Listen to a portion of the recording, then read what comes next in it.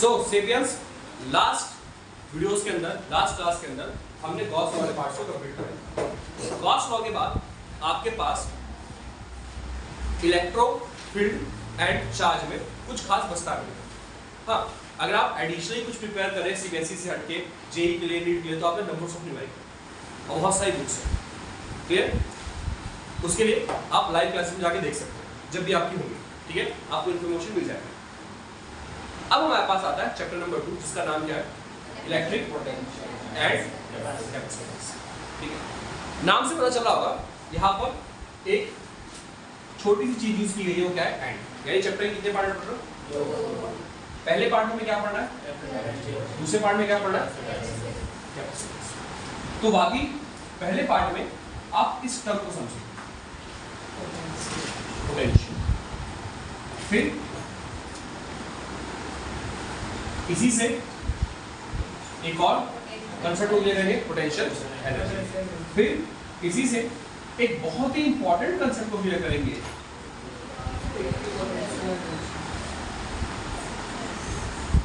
Potential. आप यहाँ पे 4 पॉइंट्स क्लियर, 3 पॉइंट्स क्लियर करेंगे सबसे बेसिक। उसके बाद चैप्टर का दूसरा पार्ट है जो क्या है आपका, इसके अंदर आपको सिर्फ किसके बारे में पढ़ना है, कैपेसिटर के बारे में। कैपेसिटर क्या होता है, कैपेसिटर में यूज होने वाला कॉम्बिनेशन ऑफ कैपेसिटर कैसे बनता है। कॉम्बिनेशन का मतलब जैसे होता है ना आपके पास एक पैरेलल और दूसरा सीरीज में, एनर्जी ऑफ कैपेसिटर, तो ये सब चीजें हैं, ठीक है, ये सब इसके अंदर है। 2 पार्ट में चैप्टर है, चैप्टर लेंथ ये हाँ है। क्या उतना ही टाइम लगेगा इसका पहला रीजन, आप बेसिक कंसेप्ट पहले क्लियर कर चुके हो। इलेक्ट्रिक फील्ड क्या होती है, इलेक्ट्रिक फील्ड कैसी क्वांटिटी है, वेक्टर या स्केलर? फेंक दो खिड़की से बाहर, वेक्टर या स्केलर? तेज बोलो, तेज बोलो। इलेक्ट्रिक फील्ड कैसी क्वांटिटी है, वेक्टर क्वांटिटी है। क्लियर है ये बात? इलेक्ट्रिक फील्ड की ऐसा यूनिट मुंह से नहीं, सोच के बोलो एकदम प्रॉपर। क्या बोलना, इलेक्ट्रिक फील्ड की ऐसा यूनिट, गुड, न्यूटन पर कूलम। Very good. फ्लक्स याद है, गॉस लॉ जल्दी से बताओ, तेज तेज तेज। टोटल गॉस लॉ किसके बारे में बताता है, क्या बताता है गॉस लॉ? फ्लक्स कितना होगा, total charge enclosed in it. Clear है बात, क्लियर, ठीक है। डाइपोल किसे बोलते हैं, charges separated by a small distance. Very good. Axial point, equatorial point की डेरिवेशन याद है? हाँ या ना? अरे थक कैसे गए हो, तेज बोलो, हाँ या ना? मैं याद डेरिवेशन करनी पड़ेगी भाई होमवर्क में, आगे ना डेरिवेशन आपको पहले एग्जामिनेशन मिल सकती है, देखने के लिए हो जाएगी पहले आपके टर्म एग्जामिनेशन के अंदर। क्लियर? इसके अलावा इलेक्ट्रिक फील्ड के क्वेश्चन, कूलम्स लॉ किसकी बात करता है, क्या बताता है वो? 2 पॉइंट चार्जेस के बारे में। अच्छा, कितने तरीके से चार्ज का ट्रांसफर होता है? 3 टाइप। कौन कौन सा? पहला टाइप इंडक्शन, दूसरा फ्रिक्शन, तीसरा कंडक्शन। Very good. 3 तरीके से चार्ज का ट्रांसफर। चार्ज की बेसिक प्रॉपर्टीज कौन कौन सी है कैरेक्टरिस्टिक चार्ज के? पहला, charges are scalar in nature. Second, then charges are quantized nature. इसके अलावा charges additive in nature. Very good. और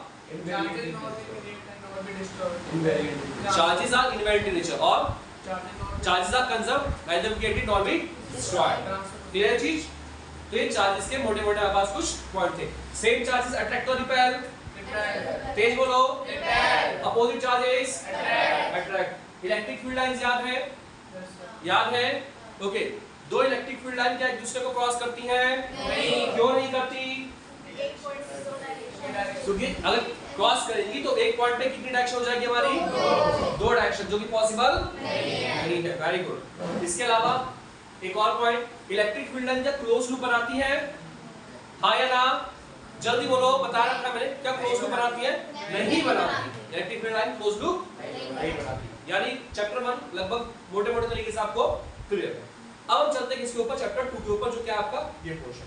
अब सर सबसे इंपॉर्टेंट टॉपिक क्या है इसके अंदर?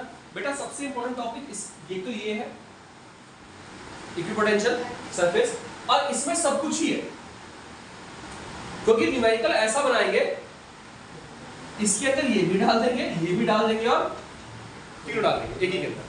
तो इसमें सब कुछ ही इंपॉर्टेंट है। इसमें न्यूमेरिकल्स ऐसे बनाया जाएगा कि सारे टॉपिक का एक साथ यूज हो जाएगा। ठीक है, इसमें ज्यादा इंपॉर्टेंट क्या आपके लिए, मगर क्योंकि हम प्रॉपर पढ़ रहे हैं, कोई ऐसे कोई वन शॉट वीडियो चल नहीं रही है, तो हम प्रॉपर एक एक टॉपिक को स्टेप बाय स्टेप देखते चलेंगे। क्लियर है बात? क्लियर है? Yes sir. स्टार्ट करेंगे इससे। पहला टर्म कौन सा है हमारा? पोटेंशियल। तो पहले अब हमारी इस पिक्चर का जो मेन हीरो है, ठीक है, अब कौन है इस पिक्चर का मेन हीरो? पोटेंशियल। ठीक है, तो यहाँ पे हीरो से इंट्रो करते हैं मूवी का। ठीक है, रफ करूं? हो सकता है आप लोग अपनी पिक्चर के खुद के हीरो, हमें लगता है ना कि हमारी लाइफ की मूवीज हमारे आसपास घूम रही है, मतलब हम उसके मेन कैरेक्टर है। नहीं, अब हो सकता है बेटा तुम्हारी लाइफ में कोई और मेन कैरेक्टर तो है मूवी का। शर्मा ऐसे ना, सच में ऐसा कुछ है। आगे बढ़ते हैं। Okay, potential. पहले इस टर्म को क्लियर करो। बहुत ही कॉमन टर्म, क्लास 11 क्लास 9 में आपने इससे जुड़ा एक शब्द सुना होगा, पोटेंशियल एनर्जी, और आपने क्लास 11 में सुना होगा ग्रेविटेशनल पोटेंशियल। ठीक है, तो सबसे पहले वर्ड पोटेंशियल क्लियर करो, तब जाके हम इलेक्ट्रिक पोटेंशियल समझ पाएंगे। ठीक है, अगर मैं हिंदी सही हो, शुद्ध हो, तो इसे हम जो है स्थैतिक ऊर्जा बोलते हैं, जो अपनी स्थिति की वजह से आती है। स्थिति मतलब अपनी सिचुएशन की वजह से। ठीक है, पोटेंशियल एनर्जी का कंसेप्ट आता है। देखिए, अभी हम इलेक्ट्रिक की बात नहीं करें, अगर सिर्फ पोटेंशियल एनर्जी की बात करें, अब वो पोटेंशियल एनर्जी जो आपने आज तक पढ़ी हुई है, जो कौन सी वाली है, 9th क्लास में पढ़ी हुई फॉर्मूला mg, पढ़ा 9th क्लास के अंदर आप लोगों ने। आज हम उसी पे चलते हैं, फिर इस पे आते हैं। ठीक है, कि होता क्या है। काइनेटिक एनर्जी में किसी को दिक्कत ही नहीं है, हाफ एम वी स्क्वायर। दिक्कत कहाँ है? फॉर्मूला सबको आता है, पता नहीं मतलब क्या है इसका, पोटेंशियल एनर्जी होती क्या है। देखिए, सबसे पहली चीज, पोटेंशियल एनर्जी, जहां काइनेटिक एनर्जी चीजों में किसकी वजह से आती है, अपनी गति की वजह से। गति का मतलब स्पीड की वजह से, जिसके लिए आपके पास उसमें एक फैक्टर भी दिया हुआ है, वो क्या है? v। v का मतलब क्या है? वेलोसिटी, जो क्या बताती है कि बॉडी मोशन में है या रेस्ट पे है। काइनेटिक एनर्जी का मोशन में फैक्टर है, कोई ऐसा कुछ जो बता रहा है कि मोशन में ही है। m मास, g ग्रेविटी, h, यानी ये वो चीज है जो मोशन में नहीं है। अब दो ही चीजें हो सकती हैं एक बॉडी के साथ, या तो बॉडी किसमें हो या बॉडी क्या हो, रेस्ट में से चूज सकती है। एक एनर्जी आपने निकाल दी जो किसमें है, मोशन में, अब दूसरी किसमें निकालनी है, पोटेंशियल एनर्जी।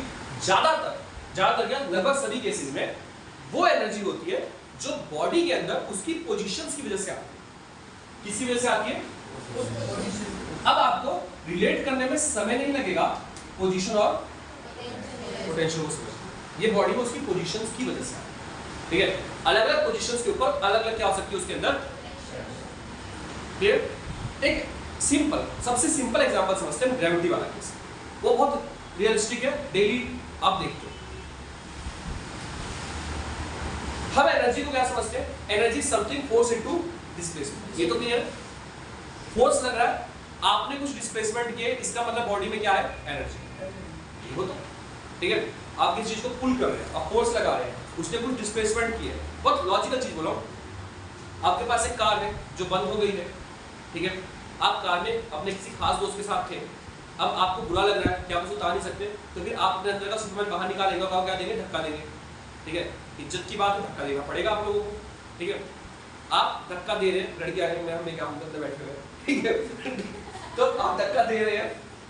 नहीं, लड़कियां भी आजकल टैलेंटेड है, लड़कियों को बिठा के धक्का दे सकती हैं, दुनिया बदल चुकी है किताबों में। आगे बढ़ते हैं। ओके, अब आप धक्का दे रहे हो उस कार को, आप इमेजिन कीजिए आप उसे फोर्सफुली धक्का दे रहे हैं, फोर्स इनटू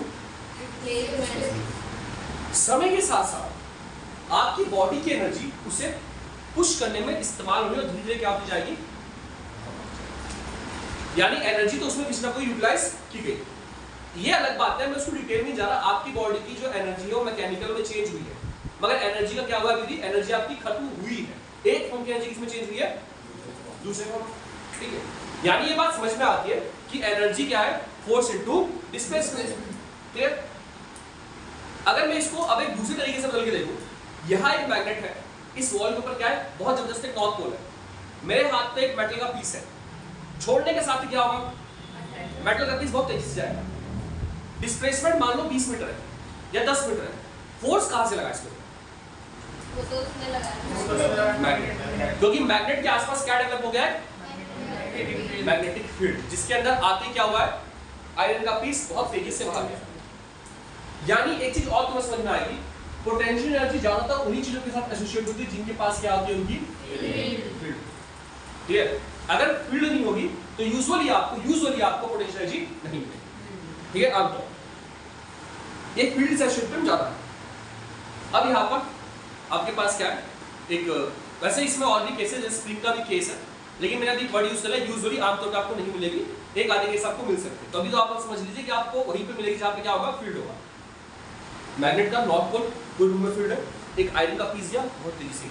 अच्छा एक बात और सोच के देखो, ये आयरन का पीस जितना इसके पास जाता जाएगा उसकी स्पीड ज्यादा तेज होगी, क्या होगी, जितना दूर होगा कम क्यों होगी,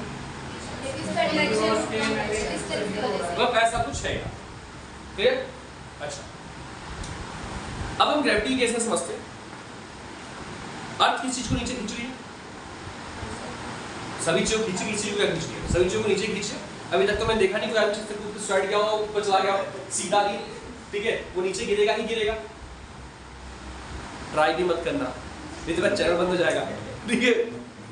तो यूजुअली कोई भी चीज नीचे ही गिरेगी, जब आप कूदते हो, सॉरी जब आप कूदते हो, ठीक है, क्लियर, जब आप कूद रहे हो, नहीं यहाँ से कुछ होगा भी नीचे, वो बल्कि गोलगप्पे वाला है उसी के क्या वीडियो रिकॉर्ड हो रहा है, हाँ ऐसा कोशिश मत करना, नीचे गोलगप्पे वाले की रेडी खराब हो जाएगी, और 10 फुट भी नहीं है, 10 फीट भी नहीं है, ये कूदेंगे नीचे क्या। आगे सुनो, अब सेपियंस, जब आप नीचे गिर रहे हैं ऊपर से, ठीक है, या कोई भी चीज नीचे गिर रही है, वो जो फोर्स लगाने वाला फैक्टर हो किसका, और डिस्प्लेसमेंट क्या है, जो आपकी डिस्प्लेसमेंट आपकी ऊंचाई जिससे आप गिर रहे हैं। अब पोटेंशियल एनर्जी का कंसेप्ट क्या है, हर एक पॉइंट पे, जैसे ये वाला फ्लोर ऊपर, डिस्टेंस दोनों की क्या हो गई है, अलग अलग हो गई। जब डिस्टेंस दोनों की अलग अलग हो गई है, नीचे गिरते समय एनर्जी भी दोनों की क्या होगी,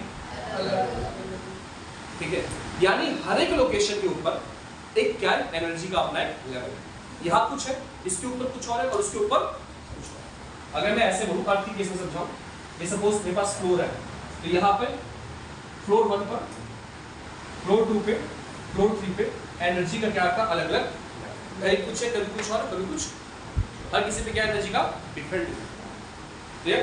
सपोज यहाँ पे E1 है, यहाँ E2 है, और यहाँ ये एनर्जी किसकी वजह से आई है, ध्यान से देखो तो बॉडी की पोजीशन की वजह से। काइनेटिक एनर्जी को निकालने का, पोटेंशियल एनर्जी को निकालने का एक तरीका और था, आपने क्लास 11 में सीखा होगा, जब पोटेंशियल एनर्जी को हम किसके इक्वल कर देते थे, किसके इक्वल कर देते थे, काइनेटिक एनर्जी। लॉजिक भी है, जब कोई चीज ऊपर से नीचे गिर रही है तेजी से, तो उसकी जो पोटेंशियल एनर्जी किसमें कन्वर्ट हो रही है, काइनेटिक एनर्जी। अब जिस स्पीड से नीचे गिरेगी, हम ये मानते हैं, हमें ये लगता है, हमने मान रखा है कि एनर्जी के वैल्यू रिलेटेड, तो अगर यहाँ पे 50 जूल था, नीचे आने के बाद उनकी तो पूरी 50 जूल क्या होगी, ठीक है, फिर सबसे पहली चीज पोटेंशियल एनर्जी किसमें होती है, जिनके पास क्या होती है, अपनी खुद की फील्ड, ठीक है। अब इसके बाद यूजुअली पोटेंशियल एनर्जी उन फील्ड के पास होती है जिन फील्ड का नेचर क्या होता है, जो फोर्सेस हमारे कैसे होते हैं, कंजर्वेटिव फोर्स। अब जरा इसको समझते हैं, कंजर्वेटिव और नॉन कंजर्वेटिव फोर्स क्या होता है। फील्ड समझ में आ गया, ये है मैग्नेट, पूरे रूम में क्या है, फील्ड। मैंने एक पीस छोड़ा, आयरन का पीस, कहाँ गया, सीधा वॉल में, बहुत क्लियर। आप जरा ना एक लॉजिक से सोच के देखना, बहुत आराम से। मैं यहां से एक आयरन का पीस छोड़ता हूं, हो गया, मैं एक पीस यहां से छोड़ता हूं, हो गया, मैं एक पीस यहां से छोड़ता हूं, हो गया। ये 3 लोकेशंस हैं, तीनों लोकेशन पे जाने की एनर्जी सेम होगी या अलग होगी, क्योंकि डिस्टेंस क्या है, अलग। अब एक और चीज समझो, मैंने यहां से छोड़ा,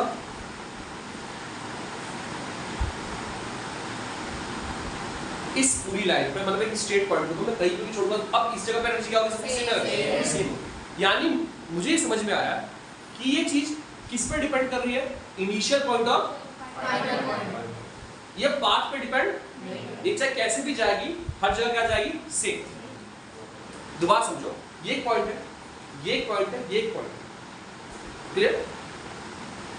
या उससे नहीं समझ सकते हो, एक और तरीके समझाता हूं, प्रैक्टिकल एग्जांपल, बहुत कॉमन क्या होगा, पानी नहीं आ रहा, यूजुअली नहीं आता गर्मी के मौसम में, और आपको एक अजीब सी चूक पैदा हुई है, आप क्या चाहते हैं कि जो टंकी है ना उसमें पानी भरना चाहते हैं, ठीक है? मोटर चल नहीं रहा, क्या हुआ? अच्छा, पानी आ रहा है ना, थक के बैठे हैं, अब ऊपर टंकी में पानी भरना चाहते हो, तो क्या करोगे? मोटर चल नहीं रही, ठीक है? किसी बच्चे ने दिमाग लगाया, एक काम करते हैं, पाइप से पानी लेके ऊपर जाते हैं। अब पता है आगे वाला दिमाग क्या चला, सर सीढ़ी से ऐसे पाइप लेके जाने को, पाइप चढ़ा देंगे, तो जिनका दिमाग ऐसे चल रहा है उनको आंसर दे दूं, ठीक है? कि क्या से पाइप लगाएंगे और सीढ़ी से ऊपर ले जाएंगे, तो पानी ऐसे ऐसे धीरे धीरे ऊपर चढ़ता रहेगा और फिर टंकी में चला जाएगा। ऐसा नहीं, आप चाहे अपने छत की टंकी के ऊपर सीढ़ी से लेके जाइए या स्ट्रेट लेके जाइए, दोनों ही टाइम पे एनर्जी क्या लगेगी? दोनों ही टाइम पे आपको प्रॉब्लम क्या होगी? ऐसा हमें लगता है सोचने में ना कि सीढ़ी से ना जाएगा तो पानी जल्दी पहुंच जाएगा। कई बच्चों का मैंने आंसर सुना हुआ है, क्यों? उन्हें लगता है जैसे हम होता है ऐसे पानी भी होता है, ऐसे चलते चलते ऊपर जाएगा, आराम से पहुंच जाएगा, और छत पे जाने का लेगा उसको टाइम लेगा। ऐसा नहीं होता, ठीक है? क्योंकि ये दोनों किस पे डिपेंड करता है? आपके इनिशियल पॉइंट और आपने कौन सा पाथ लिया है उस पर डिपेंड। तुम चाहे पूरी पृथ्वी से घुमा के ले आओ, उसको पानी की टंकी के ऊपर डाल दो, तब भी नहीं आएगा भाई। क्यों?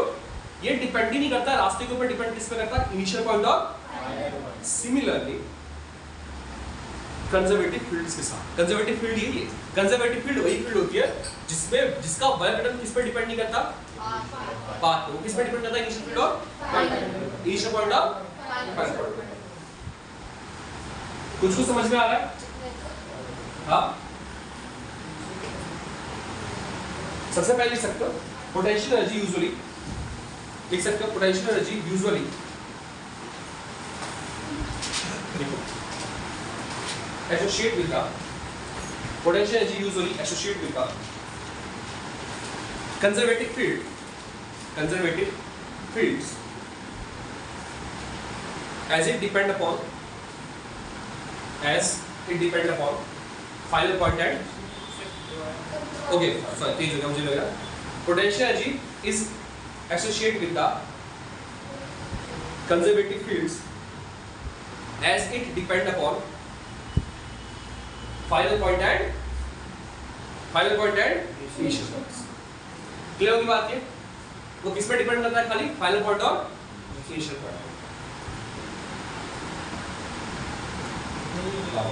ठीक है? Potential energy is associated with the conservative field as it depend upon final point and initial point। initial final input, ये चीज क्लियर हुआ? अच्छा, पोटेंशियल एनर्जी क्या? देखो अभी भी बात बताऊं, मैं पोटेंशियल वर्ड नहीं बोला, मैं क्या बोल रहा हूं? Potential energy. पता है क्यों? क्योंकि आपने पोटेंशियल की समझ आपकी कम है, पोटेंशियल एनर्जी की समझ आता है आप लोगों की, ठीक है? वो आपने सीखा हुआ है mgh का फॉर्मूला, इसीलिए। अच्छा, अभी पोटेंशियल एनर्जी का थोड़ा कांसेप्ट क्या और होता क्या ये वो एनर्जी जो बॉडी में उसकी पोजीशंस की वजह से आती है, जैसी पोजीशन वैसी उनकी क्या है, लगभग डिफरेंट एनर्जी, क्लियर? ये होती किसकी है? जो फील्ड क्या होती है आपकी? कंजर्वेटिव होती है। यूजुअली आपके सिलेबस में आपको 3 चीजें मिलेगी देखने के लिए 12th में। एक तो आपको मिलेगा, अभी तो एक ही पे ध्यान दो, क्या मिलेगा? जो एक तरह की कैसी फील्ड है? तो अगर फील्ड कंजर्वेटिव है तो इसके साथ इसका छोटा भाई भी होगा जो क्या है?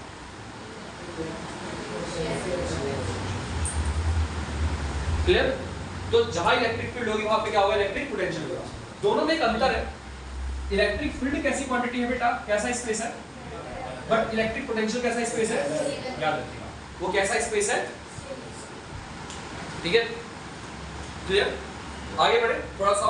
अभी हम आज वाली क्लास में इसको समझेंगे, क्योंकि मैंने ऑब्जर्व किया, ये बात 12th वालों को पता होगी, ठीक है? कुछ टॉपिक फिजिक्स में ऐसे है जो समझ में दिक्कत देती है, जैसे इलेक्ट्रिक पोटेंशियल, ठीक है, LCR circuit, diffraction, AC current, ठीक है, एनर्जी बैंड डायग्राम, कुछ ऐसे 6-7 टॉपिक है फिजिक्स में जिनको समझना ज्यादा जरूरी है। जैसे एक से किए इलेक्ट्रिक पोटेंशियल, फॉर्मूला कुछ नहीं है इसका, 2 मिनट का फॉर्मूला है, U = K Q1 Q2 में, आप खत्म। समझने वाला पार्ट इसका ये है, थ्योरी का, ठीक है। थ्योरी क्यों? आप तब तो कामयाब हो जब आपके पास सीधा न्यूमेरिकल है, आप तब कामयाब नहीं हो जब आपके पास घुमा के क्वेश्चन आए। और इस बात की टेंडेंसी से पता लग जाएगा बच्चों को कि अब सीबीएसई वो चीज नहीं रहेगी कि पहले की तरह क्या पूछती हो, सीधी डेरिवेशन। उसको आदत हो गई है घुमा के पूछने की, वो चेक करेगी कि तुम्हें आता है कि नहीं आता, रट्टे मार के तो नहीं बैठे हुए वो वाला हिसाब। खैर इलेक्ट्रिक पोटेंशियल समझ में आया कैसी क्वांटिटी है, स्केल, ठीक है। इलेक्ट्रिक फील्ड कैसी क्वांटिटी है, पोटेंशियल आमतौर पर किसके साथ होता है, कौन सी फील्ड के साथ होता है, कंजर्वेटिव फील्ड के साथ। कंजर्वेटिव फील्ड कौन सी होती है, जो किस पे डिपेंड करती है, नेचुरल फाइनल। ये बात क्लियर है, रखता हूं सेपियंस।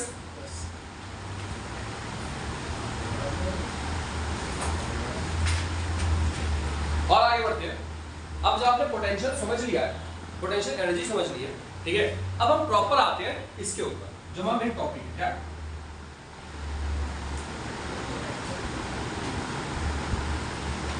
इलेक्ट्रिक पोटेंशियल एनर्जी समझते हैं, फिर बाद में किसी और चीज को समझते। सपोज अब देखना ध्यान से, उतारना नहीं है तो कहूंगा नहीं, मेरे पास एक चार्ज है, अगर कोई चार्ज होगा तो इसके आसपास क्या होगी, इसकी तेज बोलो, और तेज बोलो, साइन दिया, इलेक्ट्रिक फील्ड, क्लियर।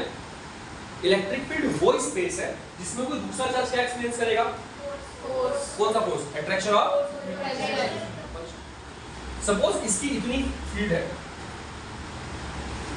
यहां मेरे पास एक चार्ज है, इसका नाम मैंने क्या रखा है, हल्का सा टेस्ट चार्ज को बोलते हैं, हल्का सा एक चार्ज। अब सोचो अगर मैं इस चार्ज को उठा के यहां से यहां लाऊंगा तो क्या होगा, कैसा, अट्रैक्शन और रिपल्शन, दोनों चार्ज पॉजिटिव है, क्या होगा, रिपल्शन। अब एक बात समझ के देखना, यहां से यहां दूरी अभी सिंपल चलते हैं, 20 मीटर इतनी दूरी है, इसे मैं नाम दिया पॉइंट P। सेम चार्ज है, यहां से यहां 20 मीटर है, इसे मैंने नाम दिया पॉइंट P, इसे मैं नाम दिया पॉइंट। बेटा एक बात, दोनों में से किस P से या Q से किस जगह से ज्यादा वोल्टेज लगेगा, सेम क्यों लगेगा, क्योंकि किस पे डिपेंड कर रहा है, सिर्फ इनिशियल पॉइंट ऑफ इनिशियल 20 है, फाइनल क्लियर, वो सिर्फ किस पे डिपेंड कर रहा है, इनिशियल एंड फाइनल पॉइंट, ठीक है, क्लियर। अच्छा थोड़ा और आगे बढ़ते हैं।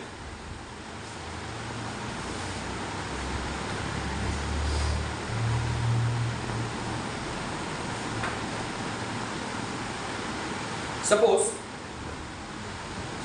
मैं एक चार्ज Q0 को यहां लेके आ रहा हूं, लोकेशन है ये B, यहां से मैं Q के पास लेके आ रहा हूं चार्ज।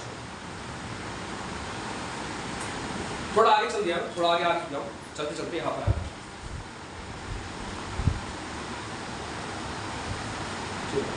थोड़ा और आगे गया, सपोज यहां तक आ गया। इन तीनों में से मुझे किस जगह पर ज्यादा फोर्स महसूस करना पड़ेगा, रिपल्शन का, कहां पर, क्यों, कहां रिपल ज्यादा करेगा, रीजन आपको पता है, वैसे आप लोग खुद सोच के बता सकते हो, मैथमेटिकली छोड़ो, फिजिक्स का छोड़ो, आपको पता है मैं जितनी पास जाऊंगा रिपल्शन उतना ही मेरा क्या होगा, तेज हो जाएगा। क्योंकि आप इसको किससे रिलेट कर सकते हो, मैग्नेट से, मैग्नेट का नॉर्थ पोल, तुम्हारे पास ही मैग्नेट का नॉर्थ पोल, जितना पास जाओगे रिपल्शन उतना ही तेज होगा। यानी मुझे एक चीज और समझ में आई, B पे रिपल्शन कम है, A पे रिपल्शन ज्यादा है, Z पे रिपल्शन और ज्यादा है, यानी अलग अलग लोकेशन के ऊपर मुझे महसूस होने वाले फोर्स की वैल्यू सेम होगी या अलग अलग होगी, अलग। तो अगर मैं भी इसको आगे लेके जा रहा हूँ, पहले तो मैं कैसे जा रहा हूँ, फिर क्या करना पड़ेगा, मुझे पढ़ानी पड़ेगी, और फिर ऐसा हमारे साथ भी होता है रियल लाइफ के अंदर, ठीक है। जब तक आप लोग अपने टारगेट से दूर होते हो, आप किसी भी स्पीड में चल सकते हो। आप समझ के देखिएगा, अभी आप सीबीएसई से बहुत दूर हो एग्जाम से, बहुत टाइम है आपके पास, आप स्लो स्पीड में काम कर सकते हो, लेकिन जैसे जैसे एग्जाम करीब आता है, ठीक है, स्पीड आपको फोर्स, क्योंकि आपको पता है टाइम घट चुका है, अगर इसने रिपेल कर दिया तो सीधा वापस वही जाके पड़ोगे जहां से चालू हुए थे। क्लियर? इन शॉर्ट, समय के साथ साथ जैसे जैसे टाइम कम होता जाएगा, आपका जो एफर्ट है उसका मोमेंटम भी क्या होना चाहिए, इंक्रीज होना चाहिए। खैर ये तो होगी कुछ अच्छी और सच्ची बात है। आप इस क्वेश्चन के टॉपिक के ऊपर आते हैं, ठीक है। ए पे फोर्स कम है, बी पे फोर्स कम है, ए पे ज्यादा है, और किसका फोर्स ज्यादा है, मेरा या रिपल्शन का? और अगर मुझे लेके जाना है तो मुझे भी फोर्स लगाना पड़ेगा। इस तरीके का फोर्स कैसा होता है, वेरिएबल या constant? Variable. Very important topic. आप में से जितने बच्चों ने पोटेंशियल एनर्जी की डेरिवेशन कर रखी होगी, उन्होंने कुछ स्कूल में किया होगी, उन्होंने कुछ ऐसा किया होगा। क्लियर? रीजन क्यों? इंटीग्रेशन वही लगता है जहां पे फोर्स क्या हो आपका, वेरिएबल। अगर फोर्स कांस्टेंट होगा तो इंटीग्रेशन आपको लगाना ही नहीं पड़ेगा। वो कहां लगेगा, वेरिएबल। और मैं आपको एक चीज बहुत क्लियर बताऊं, दिमाग में सेट कर लो, जहां जहां फील्ड कंजर्वेटिव होगा, क्या होगा, वहां वहां आपको इसको यूज करना पड़ेगा, इंटीग्रेशन होगा। अब इंटीग्रेशन का मुश्किल पार्ट नहीं है, मतलब है थोड़ा मुश्किल है नॉन मैथ वालों के लिए मुश्किल है। क्लियर?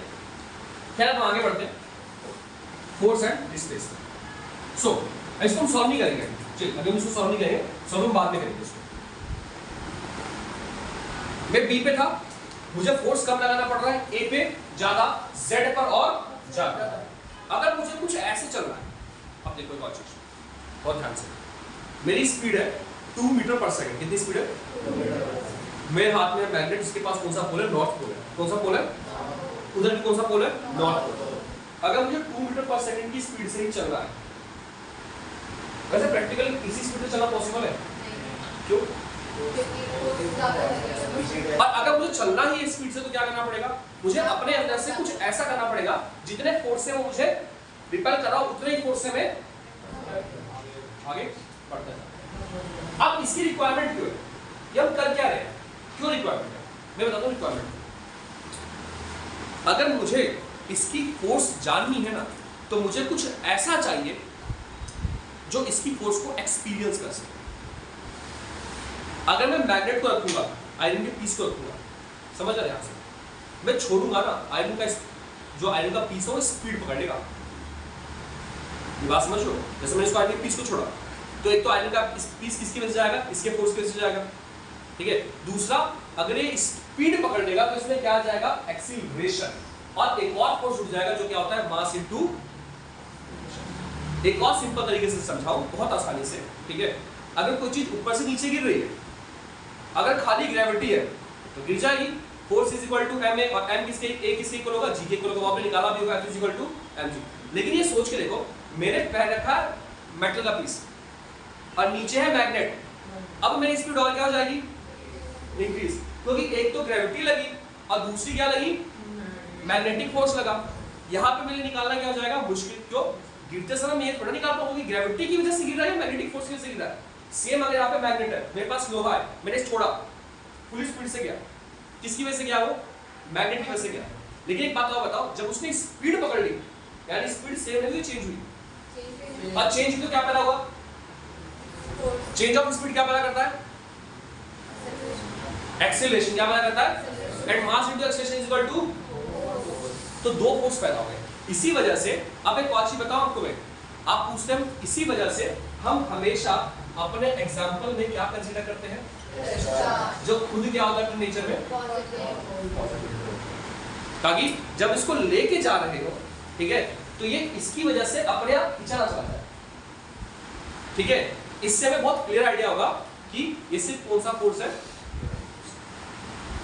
मैं लेके जा रहा हूं आगे, ध्यान समझिएगा, 2 मीटर पर सेकंड की स्पीड से अभी मुझे फोर्स ऑफ रिपल्शन महसूस करना है 100 मीटर, 102 मीटर, 110 मीटर, 150 मीटर हर कदम के साथ, लेकिन मेरी स्पीड क्या है, फिक्स है। यानी कहीं ना कहीं मैंने हर एक स्टेप में अपने से लगाने वाला फोर्स क्या कर दिया है, बढ़ा दिया, और वहां से लगने वाला फोर्स भी क्या हो गया, बढ़ गया। दोनों ने एक दूसरे को क्या कर दिया है, बैलेंस कर दिया है। इसीलिए अब क्या नहीं आ रहा है, एक्सीलरेशन नहीं आ रहा। तो बात समझिए इस पार्ट को, इस वाले पार्ट को समझना बहुत जरूरी है, ठीक है, क्योंकि इसी पार्ट के अंदर बुक में वर्ड लिखा हुआ है कि आपको इसको ऐसे लेके जाना है कि आपका नेट एक्सीलरेशन क्या हो, 0 हो। फिर से समझिए इस पार्ट को, लिख के समझाऊंगा, पूरा पैराग्राफ बैठ जाएगा। पहले समझ लीजिए थ्योरी। मेरे पास ये मैग्नेट है, मैं इसको लेके जा रहा हूँ, वहां से फोर्स धीरे धीरे क्या होता जा रहा है, बढ़ता जा रहा है, ठीक है। मुझे कुछ ऐसे लेके जाना है, ना तो मेरी स्पीड बढ़े और ना मेरे हाथ से क्या हो जाए आगे चले, ठीक है, ना ही ऐसे धक्का लेके। तो जैसे जैसे यहाँ पे फोर्स कम है, 10 न्यूटन का, हर कदम के साथ फोर्स बढ़ रहा है, 100 न्यूटन का, 10 से मान लो 110 हो गया, 20, 60, 80, 200, यानी हर बार क्या हो रहा है, फोर्स बढ़ता जा रहा है। लेकिन मैं भी हर बार क्या कर रहा हूँ, फोर्स को बढ़ा दे रहा हूँ। तो एक बात समझो, अगर ये मैग्नेट का पीस है बेटा, यहाँ से रिपल्शन वाला फोर्स है 100 न्यूटन का, मैं भी जैसे लेके जा रहा हूँ 100 न्यूटन का, तो बेटा नेट फोर्स कितना हो गया मेरा, 0। क्या हो गया, 0। तो मास इनटू एक्सीलरेशन, तो एक्सीलरेशन कितना हो गया मेरा, 0। यानी अब एक्सीलरेशन वाला फोर्स तो नहीं होगा। अच्छा, मुझे मेरा फोर्स कैसे पता लगेगा, मतलब मुझे उसका फोर्स कैसे पता लगेगा, भाई जितना फोर्स मेरा है उतना ही फोर्स क्या है उसका। तो अगर मैं अपने फोर्स को निकाल लूं तो मुझे अपने आप पता लग जाएगा कि ये कितने फोर्स से मुझे क्या कर रहा है, ठीक है, रिपेल कर रहा है, ठीक है। इस एक मैकेनिज्म से हम क्या निकालते हैं, अपने पोटेंशियल एनर्जी का कांसेप्ट। क्लियर है पार्ट, क्लियर है। अब मैं एक मिनट रुक जाओ, मेरा अगर थक गया, ओके। बेटा टीचर इमॉर्टल होते हैं, ठीक है, वो जिस प्रकार के जीव होते हैं ना, बहुत कम जीव होते हैं। खैर, आई होप आपको टीचर ना बनना पड़े। क्या देखो, हो सकता है मेरी इस बात को सुनने के बाद बहुत से टीचर मुझसे ऑफेंड हो जाए, जिसका मुझे एक पैसे का फर्क पड़ता नहीं है, ठीक है। हाँ, देखो एक बात तो सच्ची है, मुझे जो महसूस हुआ पर्सनल अपना, बीइंग टीचर ना सबसे टफ जॉब पता है क्या है मेरे हिसाब से, मेरा अपना पीओवी पॉइंट ऑफ व्यू। मैं साल दर साल इसी क्लास में रहता हूँ, बच्चे आते हैं चले जाते हैं, ठीक है, हम ऐसे रहते हैं। पता है मैं जब भी छोड़ने की बात करता हूँ ना, बच्चे बढ़ क्या बोलते हैं, सर हमारा बैच हो जाएगा उसके बाद छोड़ना। ये बात मैं पिछले 6 साल से सुन रहा हूँ, ठीक है। और जब भी बैच फिर अगला बैच आता है, सर हमारा बैच हो जाएगा तब छोड़, ठीक है। बहुत से बच्चे आते हैं, बहुत सी कहानियाँ सुनाते हैं, बहुत सी स्टोरीज होती है उनकी, ठीक है, कुछ पर्सनल चीज़ों को शेयर करते हैं, ठीक है, कुछ पब्लिक जो उनके साथ चीज़ें हुई होती है वो शेयर करते हैं, मतलब बहुत चीज़ शेयर करते हैं। बहुत सी कहानियाँ हमारे दिमाग में होती है, बहुत सी कहानियाँ, हम उसे ना एज अ टीचर सीक्रेट रखते हैं, क्यों, प्राइवेसी इज द फर्स्ट। अब बच्चे ने किसी ट्रस्ट से बताया तो उसे बिल्कुल उसकी प्राइवेसी को मेंटेन रखते हैं। मैं उन कहानियों को सुनाता हूँ लेकिन नाम नहीं बताता कभी भी किसकी है, आप अपने आप गेस कर लेते हो दिमाग में। इतना सब कुछ दिमाग में इकट्ठा जाता है ना, हैवी लोड, ठीक है। एक टाइम बीत रहा है, पर्सनली एकेडमिक्स में कुछ सीखने के लिए खास मिलता नहीं है, मतलब ऐसा नहीं है, सीखने के लिए नहीं मिलने का मतलब क्या है, वो टेंडेंसी ऐसी है, आप ये समझ के देखो एज ए टीचर। जब मैं थोड़ा हो जाओ ना साक्षी, थोड़ा हो जाओ, हल्का सा बैठ जाओ आराम से। जब मैं 10th पढ़ा रहा था, बहुत हो गया स्टार्ट, मतलब 6-7 साल पहले की बात है, 10th पढ़ा था, तो 1 साल लगा, 2 साल लगा, दूसरे साल में 10th की बुक एकदम रट गई दिमाग में, सुधर की सीबीएसई एनसीईआरटी का। यहाँ तक हो गया था कि ना कि ये क्वेश्चन इस पेज नंबर पे इसका ये आंसर है, क्यों, जब आप उसे करा लेते हो ना कई बार। और 10th की मैथ में ऐसा कुछ खास है भी नहीं, 10th के बच्चों को सकता है, 11th 12th के टीचर्स को नहीं लगता। तो पता क्या होता है उसके बाद दिमाग में काम करता है कि यार अब सीखने के लिए क्या है, तुम आरडी शर्मा सॉल्व कर लोगे, आरएस अग्रवाल सॉल्व कर दोगे, 3-4 बुक सॉल्व कर दोगे, ठीक है। लेकिन अगर मैं सीख भी रहा हूँ, मैं बच्चे को सब करा तो नहीं सकता हूँ। मैं बहुत मुश्किल बुक सॉल्व कर रहा हूँ ओलंपियाड की, मैं तुम्हें कराऊंगा उसको, मतलब नहीं बनता ना, क्योंकि तुम्हें किसका कर देना, सीबीएसई का देना। तो एक टाइम ऐसा आता है, मुझे लगता है जो मेरा अपना हुआ है, कि टीचर का ना सैचुरेशन आ जाता है, मतलब अब बहुत हो गया, या तो टीचर सब्जेक्ट चेंज करेगा मेरी तरफ कि दूसरे सब्जेक्ट देखते हो, कुछ नया सीखने के लिए मिलेगा, या बिल्कुल अपने आप को सेटल कर लेगा। मगर मेरे हिसाब से यूजुअली अगर आपको एडवेंचरस जॉब चाहिए, टीचिंग की जॉब अच्छी है अगर आपका अंदर से मन है टीचिंग का पूरा 100% कि आपको यही करना है, ठीक है, आपको थोड़ी सेटल लाइफ चाहिए, इजी चाहिए, तब अच्छा। एडवेंचर चाहिए लाइफ के अंदर, ठीक है, प्रॉपर, तब ये जॉब आपके लिए कंफर्टेबल है। आपको दूसरे तरह के एडवेंचर मिल जाएंगे, एक से एक ढंग का बच्चे आएंगे, वो आपको एडवेंचर दे सकते हैं, ठीक है। जैसे हमने देखा है पेपर चेक करते हो, मैं बता रहा हूँ मैंने ऐसे ऐसे एडवेंचर देखे हैं पेपर चेक करते समय। मैं पहले भी बताया था एक बार, वो एक पर्टिकुलर स्कूल में था, मैं नाम नहीं लूंगा उस स्कूल का, अब तो बिल्कुल नहीं लूंगा, ठीक है, ऑन कैमरा, ठीक, कोई बच्चा कहीं से काट के क्लिप भेज दे, ठीक है। एक स्कूल में था, 10th का पेपर था, क्लासरूम एग्जामिनेशन था, और बताया मैंने कि ये सबसे जो कुछ 4-5 एक्सपीरियंस है उनके बता रहा हूँ तुम्हें। उसने क्या लिखा हुआ था एग्जाम के अंदर, ये था कि हाउ नहीं list the mathematics list the way by which HIV spreads, ठीक है। ये मैंने पहले बताऊंगा आपको, HIV स्प्रेड वाला केस था, जिन्हें नहीं पता उन्हें बताओ, नए बच्चे जो है। एक लिखा उसने, देखो उन्होंने क्या क्या लिखा, infected syringe, mother to child, unprotected sex, by the method of flood, MG, अभी सुनो भाई, मैंने ये देखा फ्लड, मेरा दिमाग होगा खराब उस टाइम पे, पता है, क्योंकि टीचर टोन उसमें पूरे मेथड में चेक कर रहा होता है, ठीक है। अब मैं ये सोच रहा हूँ, क्योंकि अभी तक जिस बच्चे ने पेपर किया ना वो सही था, कोई गलती नहीं थी ऐसी, तो बीइंग अ टीचर मुझे लगा ये किस बुक में लिखा हुआ है, ठीक है। क्या मैंने ऑनेस्टली बताऊं, मुझे पता है ऐसा कुछ नहीं है, एक बार में मुझे डाउट हो गया, मैंने जो नेट पे खोल के देखा कि फ्लड से तो कुछ ऐसा सोच निकाल रही। अब मैं सोच रहा हूँ अपने दिमाग के अंदर कि पता क्या हुआ होगा, एक पर्सन को HIV होगा, कहीं फ्लड आ गया, HIV बॉडी डिकम्पोज हो गया, वो पानी के थ्रू जो वायरस है नल्स में आ गया, टैप में आ गया, वो बंदे को पी गया। इसने इतना लिखा है, मुझे वाह, हाँ मुझे मिल रहा है, मैंने कहा ये तो कुछ अलग है, ठीक है। फिर ये हुआ, मैंने उस क्वेश्चन को चेक नहीं किया, जब बच्चा दोबारा आया क्लासरूम के अंदर, हम पेपर दिखाते रहे, तो बेटा ये बताओ, हम फिर दोनों पूछा ये ब्लड से कैसे HIV, अरे सर ब्लड है वो, HIV स्प्रेड फ्रॉम ब्लड है, उसने इन्फेक्टेड नहीं लिखा था, तो मुझे लगा फ्लड।